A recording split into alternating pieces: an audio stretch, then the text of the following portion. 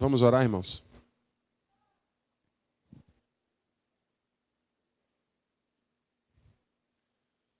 Nosso Senhor, te louvamos por mais uma noite em sua presença e temos que dizer o quanto nos sentimos honrados de tê-lo no meio de nós. O Senhor sabe o que estamos aguardando aqui, o que viemos procurar. Queremos que o Senhor fale mais uma vez conosco, queremos que o Senhor encontre uma maneira de expressar a sua vontade, o seu desejo para nós, a fim de que, Senhor, mudanças possam ocorrer em nossa vida. E de uma maneira muito especial, te suplicamos que os nossos interesses pessoais, nossas próprias convicções, nossas leituras particulares da sua palavra, nesta noite também não interfiram naquilo que o Senhor trouxe para nós como mensagem, como reflexão. Que a sua verdade genuína, digna, seja aqui transmitida, de modo, Senhor, que saiamos cheios do Teu Espírito, cheios do Teu poder. Nos guarde do mal, espalhe anjos para tomar este lugar. É a nossa oração em nome de Jesus. Amém.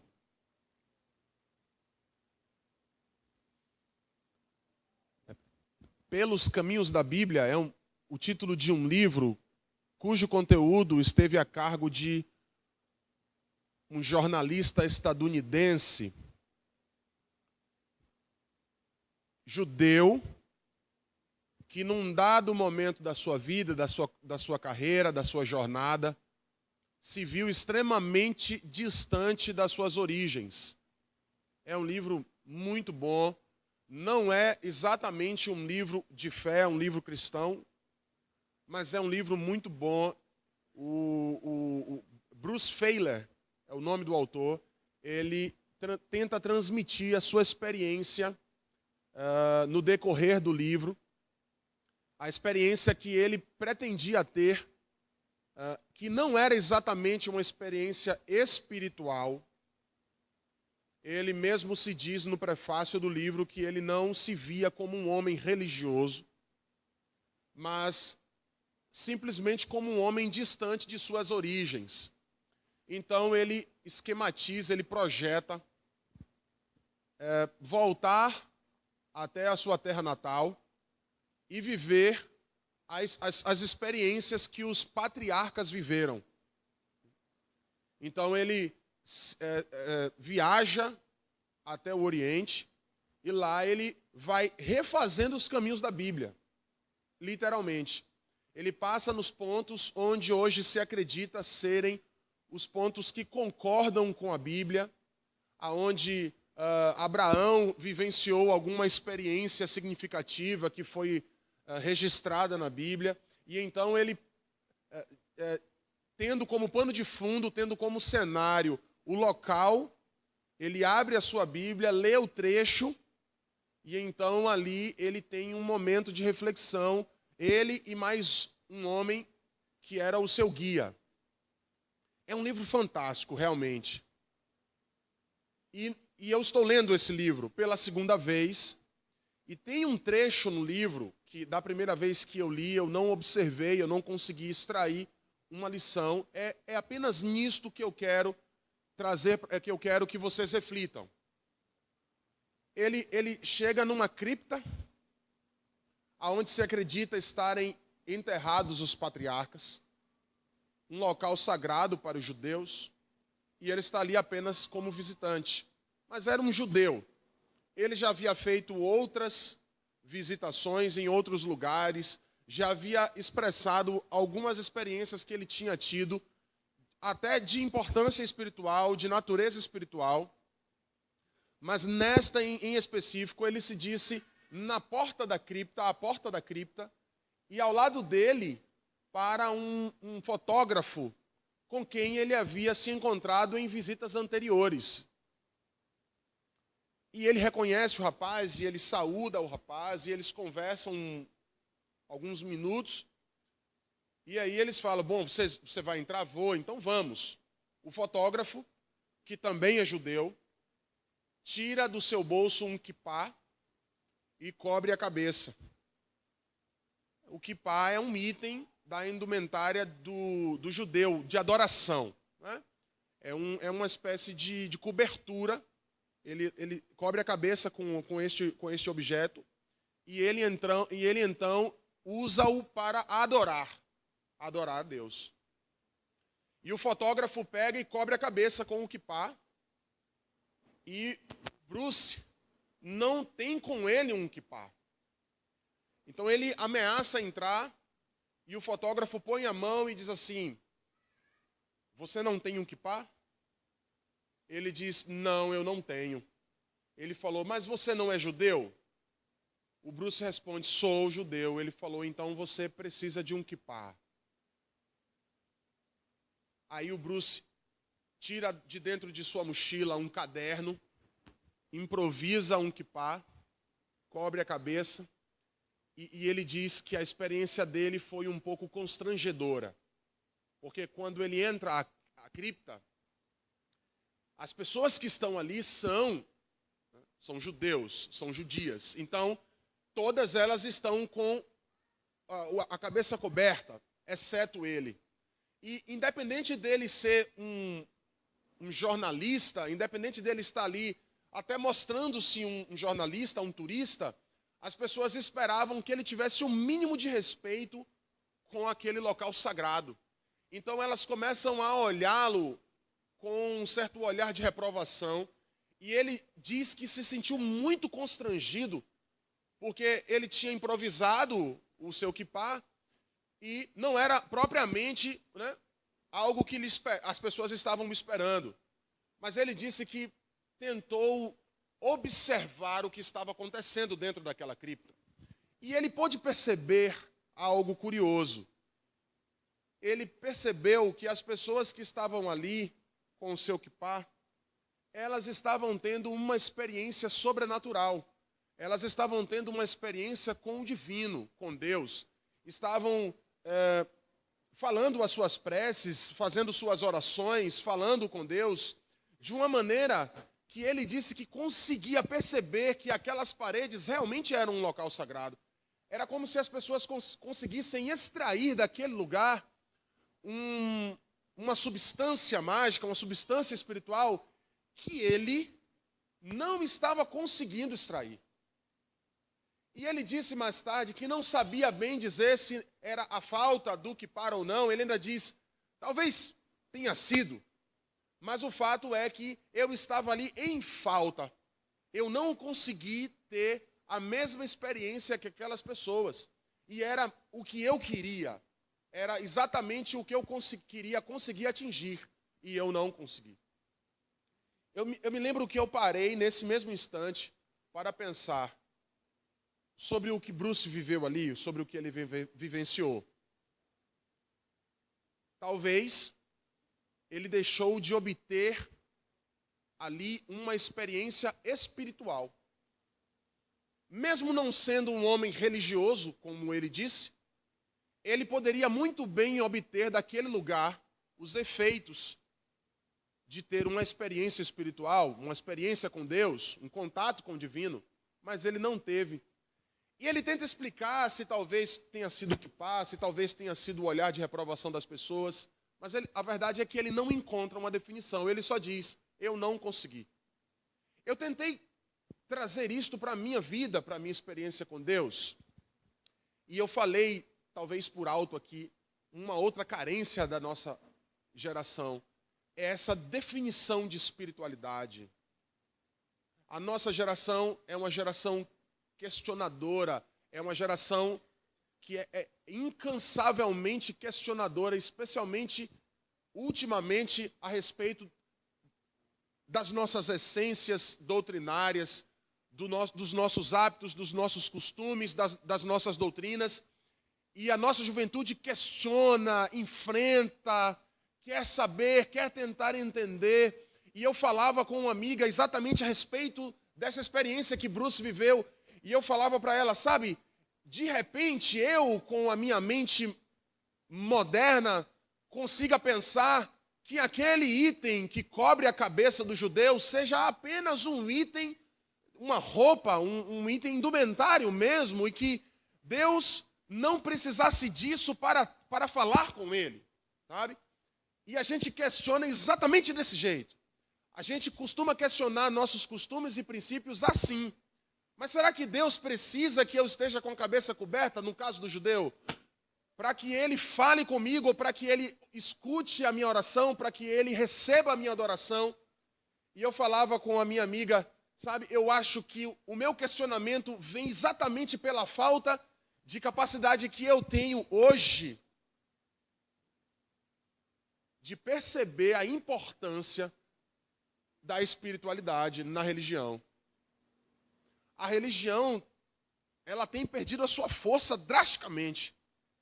A religião, ela tem sido maltratada, maldizida, ela tem sido questionada como ópio do povo, e isso já foi dito há muitos anos.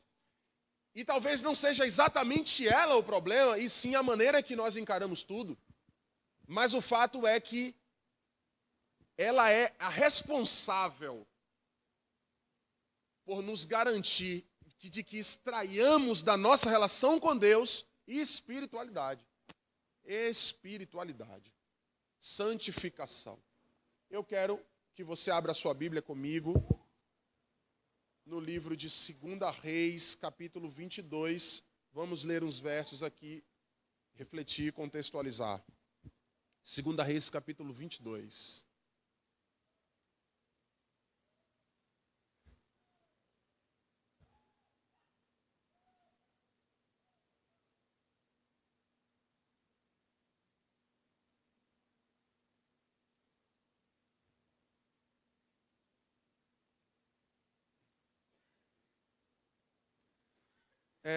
Na minha Bíblia está escrito assim: tinha Josias 8 anos de idade quando começou a reinar, e 31 anos reinou em Jerusalém. Era o nome de sua mãe Gedida, filha de Adaías, de Bocaste. Fez o que era reto aos olhos do Senhor e andou em todo o caminho de Davi, seu pai, e não se apartou dele nem para a direita nem para a esquerda.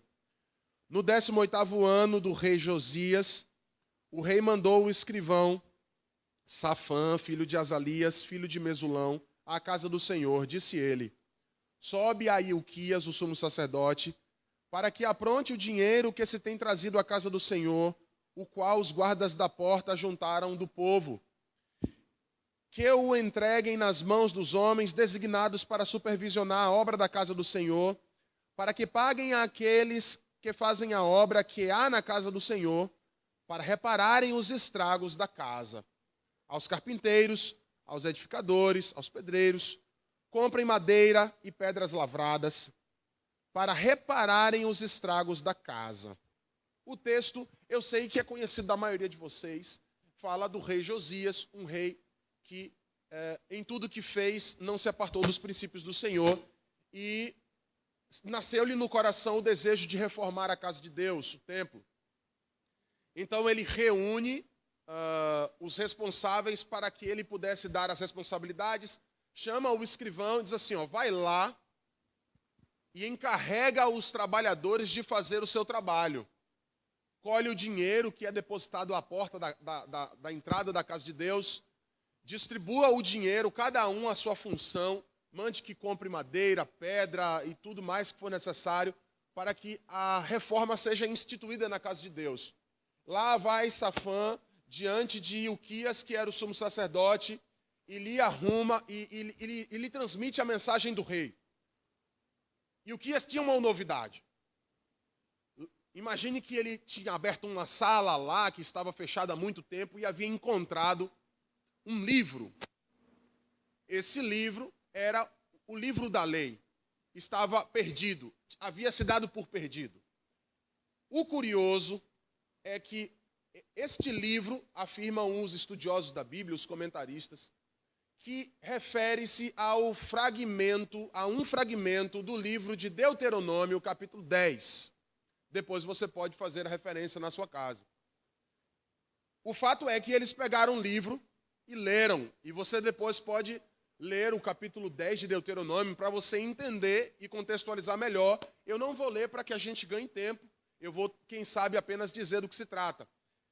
Ilquias leu o livro E ele percebe que ali está a vontade de Deus expressa, escrita, registrada, mas que não condizia com a conduta atual do povo. Havia uma disparidade gritante, de modo que Uquias achou que aquilo era de uma importância tremenda e pediu para Safã levar o livro de volta ao rei Josias e pediu para que ele lesse. Ora, imagine você a reação do rei quando pegou o livro e leu. Está aqui no capítulo 10, no versículo 10, perdão, 22:10. Então o escrivão Safã informou o rei: o sacerdote Uquias me entregou um livro. E Safã o leu diante do rei. O verso 11: ouvindo o rei as palavras do livro da lei, rasgou as vestes. O rei expressou o quanto se sentiu consternado, o quanto ele se sentiu mal. Parece que havia sentido que estava vivendo uma verdadeira tragédia. E quando percebeu qual era a condição de conduta do povo, e agora me deixe dar a referência, o fragmento encontrado, que refere-se ao livro da lei, era um fragmento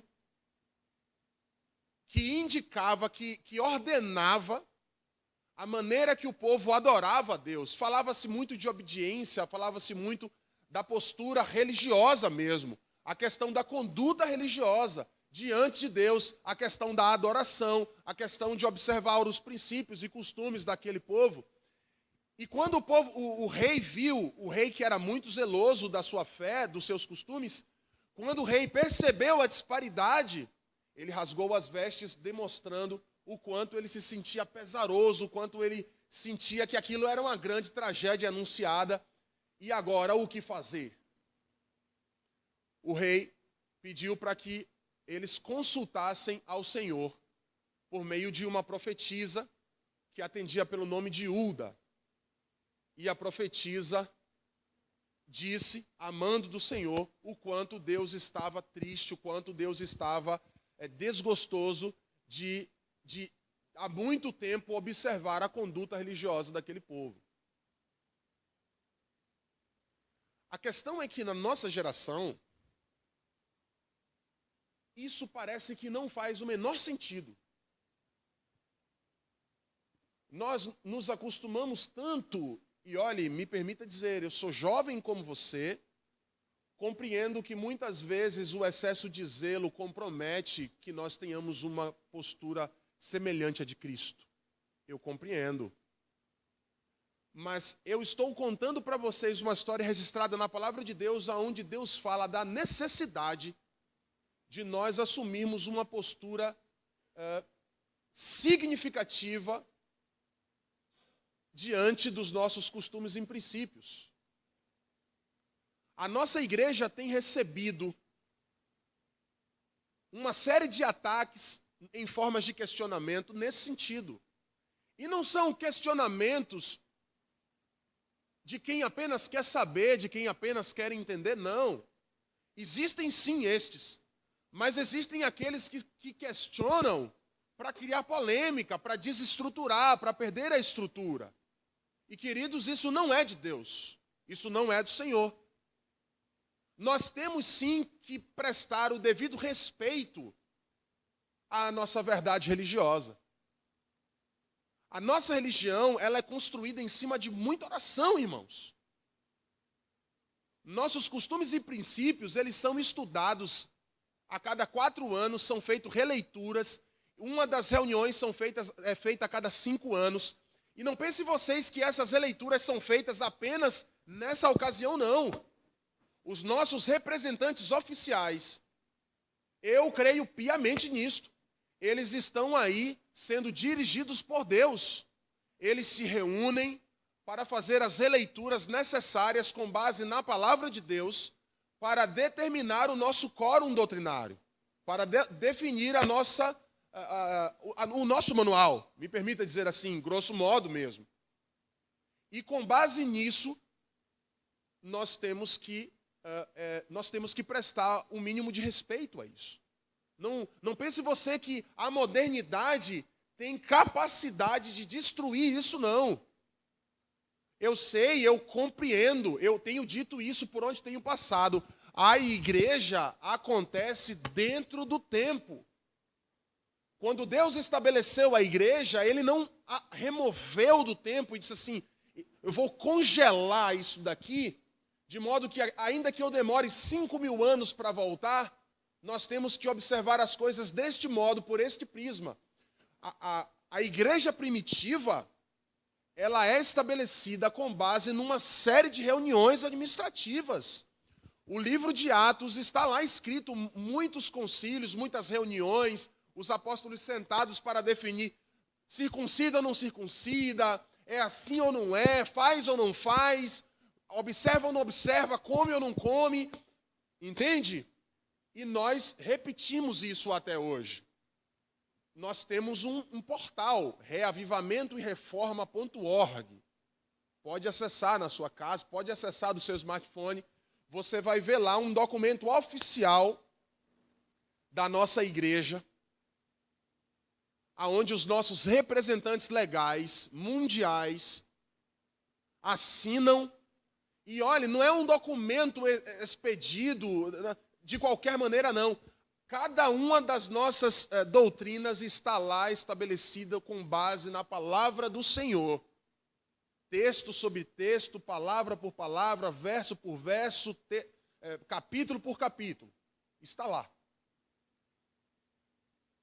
E se você tem dúvidas de alguma coisa, eu acho interessante que nós tivéssemos um espaço aberto para a gente conversar, para a gente pôr as coisas em ordem, os pensamentos, as reflexões. Por quê? Porque eu contei a história do Bruce? Exatamente por isso. Porque a falta de observar os nossos costumes e princípios tem nos feito perder em muito espiritualidade. O Senhor é responsável por produzir este elemento em nós, eu tenho certeza disso. Mas nós temos, por meio da Bíblia, uma bússola que nos permite entrar em um ambiente propício para que o Senhor produza isto em nós. A nossa igreja é isto. A nossa igreja não é outra coisa senão um ambiente em que o Senhor cria uma atmosfera por meio de todos os nossos costumes e princípios, certo? Para que a gente possa ter mais espiritualidade, para que a gente possa ter experiências espirituais com Ele. Eu me lembro de uma vez, eu tinha ido acompanhar a minha esposa, ela ia cantar numa igreja, e eu não tinha agenda nesse sábado, e eu não tinha nem feito planos para ir com ela. Ela canta num sexteto feminino, e aí ela ia cantar numa igreja. Eu me lembro que eu acordei para ir para a minha igreja. Eu frequento a igreja de Monte Serra, e se eu acordar 8 horas, eu consigo chegar 8h45 tranquilo. E eu me lembro que eu acordei 8 horas e ela estava já de saída para ir para a igreja. Uma amiga iria apanhá-la no meio do caminho de carro. Perdão. E eu pensei que poderia acompanhá-la de última hora. Então eu falei, filha, espera um pouquinho, dispensa as séries, eu vou com você, eu quero ir. Eu vou só me arrumar rapidinho. Tomei um banho, abri o meu guarda-roupa e peguei a primeira roupa que vi. Eu vesti uma calça, uma camisa. Vesti uma camisa de botão. E eu nem vesti o cinto. Eu saí assim mesmo.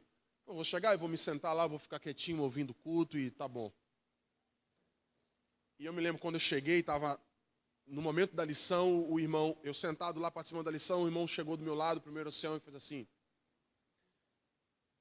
Então, a pessoa responsável pela pregação não veio, acabou de me avisar. E eu queria estender o convite para você. Eu falei, irmão, só que eu não vim preparado, olha só. Aí ele se afastou, olhou para mim e falou, como assim? Eu falei, não, eu não vim preparado, eu peguei a primeira roupa que vi, então eu acho que talvez não seja de bom tom. Ele falou, mas é uma situação diferente. Então, a pergunta é a seguinte, você tem uma mensagem? Eu falei, tenho. Ele falou, então, se você não se importar com isso, você vai lá pregar. Eu falei, por mim está tudo bem. E aí ele falou, no momento certo eu venho lhe chamar, você vai se aprontar lá atrás. Aí ele veio, eu peguei minha Bíblia, entrei no quarto pastoral, pus a camisa por dentro, e como eu falei, eu nem cinto tinha vestido, mas botei a camisa por dentro e fiquei lá quietinho esperando minha hora. Aí o primeiro diácono veio, muito gentil, tá?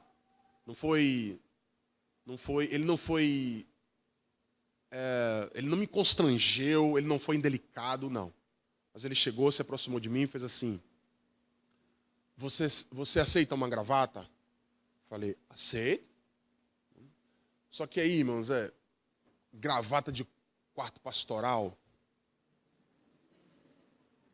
Você entendeu?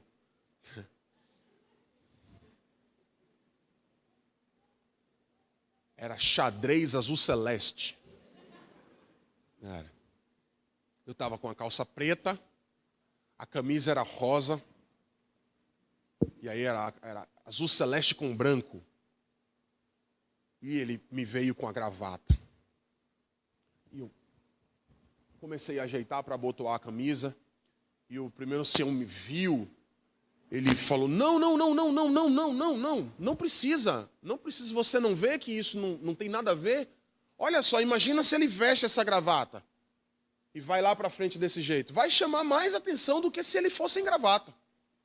Então, não, ele não foi convidado para estar aqui hoje. O pastor que vinha pregar teve um contratempo, não vai conseguir chegar e eu não tenho condição de pregar, eu não estou em condições de pregar, eu não estou bem. Ele disse que tem uma mensagem, então ele pode ir assim, qual é o problema? E o primeiro diácono também entendeu, e sabe, ninguém me fez nenhum tipo de mal, tá? Foram todos muito gentis. Mas eu me senti um pouquinho igual a Bruce, quando eu entrei e me sentei na cadeira do pregador. Porque quando eu entrei, a igreja começou a falar um com o outro, aquele murmurinho, e eu fiquei esperando a hora de eu explicar, né? Quando eu peguei o microfone, foi a primeira coisa que eu fiz. Eu falei, olha, calma aí, eu não estava na escala. Eu vim só acompanhar minha esposa e o ancião, ele me convidou para fazer a mensagem porque o pastor de vocês teve um contratempo e eu espero que o Senhor se manifeste no meio de nós e tudo mais. E a igreja fez, Então, você entende? Olha, eu disse lá em Luiz Eduardo Magalhães, se nós observarmos os nossos princípios e costumes com o devido equilíbrio, você percebe que a gente consegue sim extrair uma experiência mais expressiva com o Senhor. Nós estamos falando sobre isso desde o início do culto. Né? Percebe? Os minutos prévios, né? Toda essa coisa que parece que tem perdido a sua função. Quer ver? Uma coisa que eu só estou mencionando para contextualizar o que quero dizer. Não estou aqui querendo dizer o que vou dizer se é certo ou errado. Não estou aqui para isso. Eu estou apenas lançando para vocês a reflexão. Nesse mesmo sentido, uma irmã fez assim, quer ver uma coisa que está perdendo o sentido? A nossa plataforma. Falou, é muito comum hoje as pessoas despedirem a plataforma. Né? Aí eu falei, irmã, mas então, por quê? O que a senhora vê nisso? Ela falou, no meu tempo, a plataforma tinha uma função, não era só chamar as partes pertencentes ao culto, não. As pessoas que se sentavam ali, se sentavam como se fossem guardas. Elas se sentavam para orar pelo mensageiro. Elas tinham essa função, eram encarregadas de orar pelo mensageiro. Você percebe? Digamos, não está no nosso código doutrinário, certo? Então, não, vamos dizer assim, me permita usar a palavra, não é pecado, certo? Mas olha só, se a gente perde ou não perde? Lógico que perde.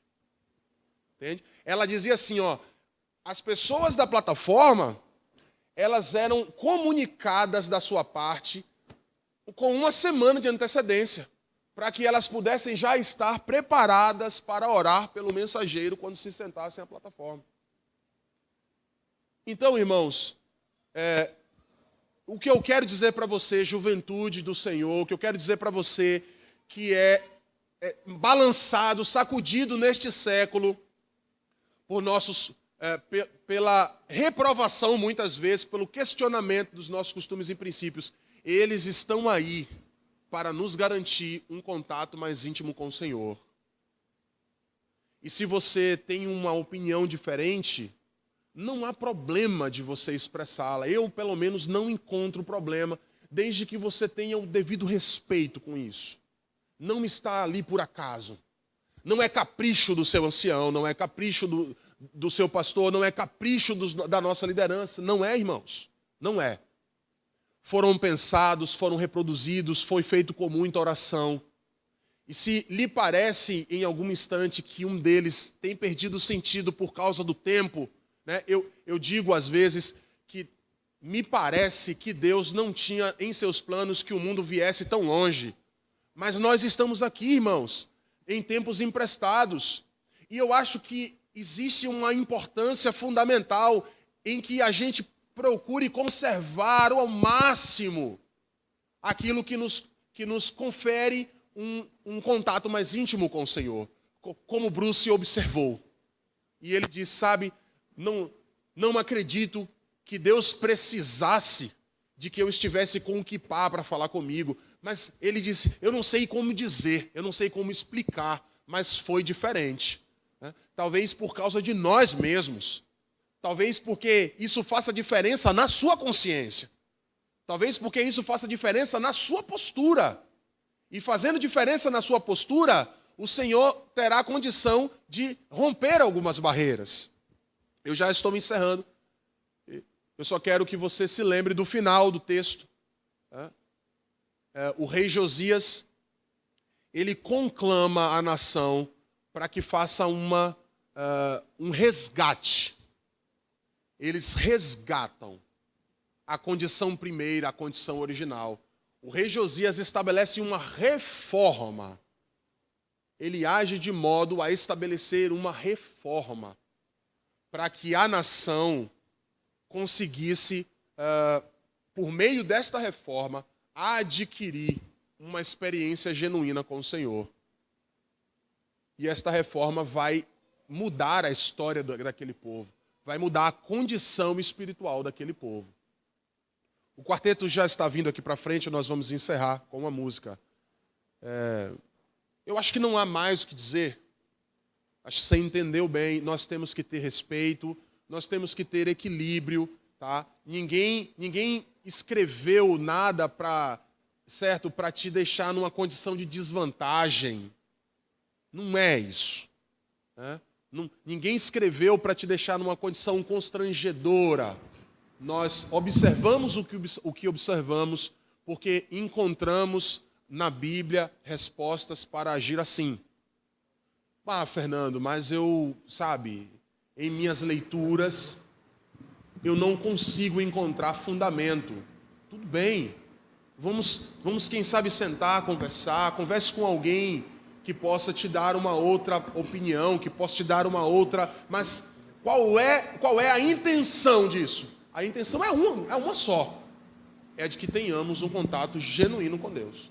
É de que tenhamos um contato íntimo, mais íntimo com o Senhor. Que o Senhor te abençoe.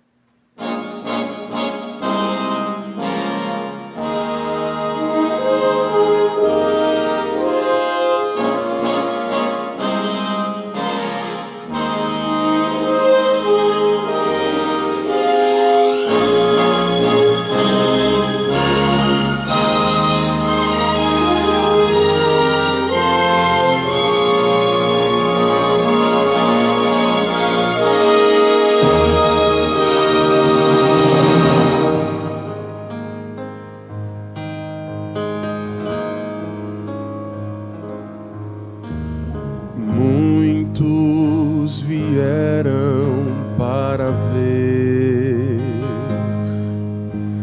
aquele homem galileu. Você pode cantar.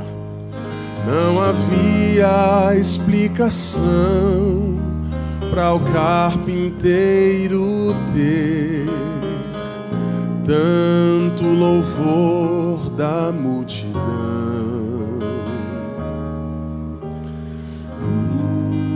Tem nos olhos o poder de ler qualquer oração. Ele está unido ao Pai e fala de amor. Ele vem em nome do Senhor.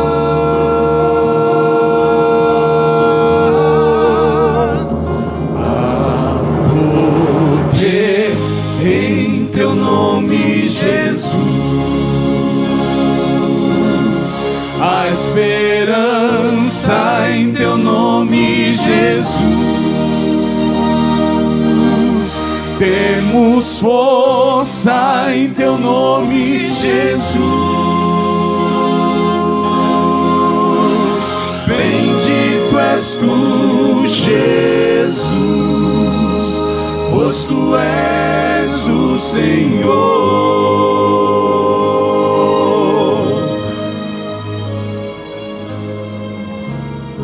Quando nos vem desilusões e a nossa vida se desfaz, mesmo em meio a tanta dor, ainda existe a paz, crendo no nome do Senhor. O doce nome de Jesus, poder e força produz. Ele traz a eterna paz, Ele é a eterna luz, a poder no nome de Jesus.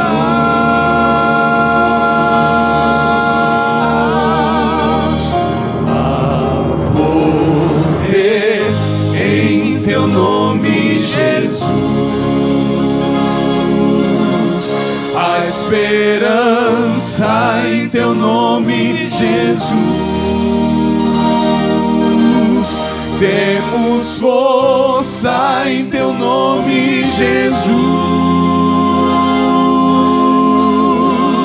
Bendito és tu, Jesus, pois tu és o Senhor. Teu nome será louvado para sempre. Criador, Redentor e Rei. Há poder em teu nome, Jesus. A esperança em teu nome, Jesus.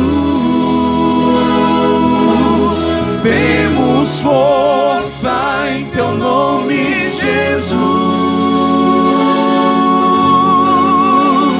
Bendito és tu, Jesus. Bendito és tu, Jesus. Bendito és tu, Jesus. Pois tu és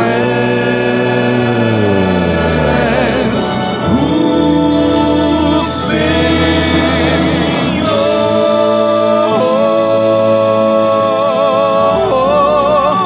Tu és o Senhor.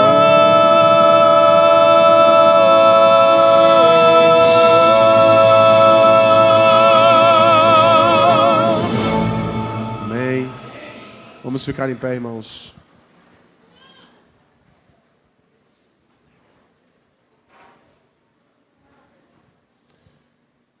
Nós estamos agradecidos porque o Senhor nos trouxe uma mensagem importante. Nós queremos, Espírito Santo, que o Senhor nos ajude a incluí-la em nosso repertório cristão. Que a nossa conduta, que nós não tenhamos medo, receio de perpassá-la por nossos costumes e princípios.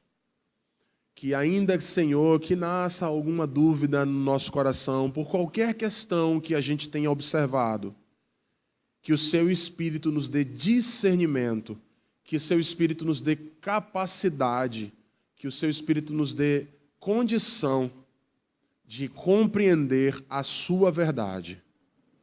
Abençoe a Sua igreja neste propósito. Não permita, Senhor, que os ataques que ela tem recebido venha comprometer a nossa condição espiritual. Que nós sejamos firmes ante a decisão que fizermos e que o Senhor seja o centro das nossas vidas. Vem nos perdoar os pecados e nos conduzir para casa em Sua companhia. Oramos em nome de Jesus. Amém.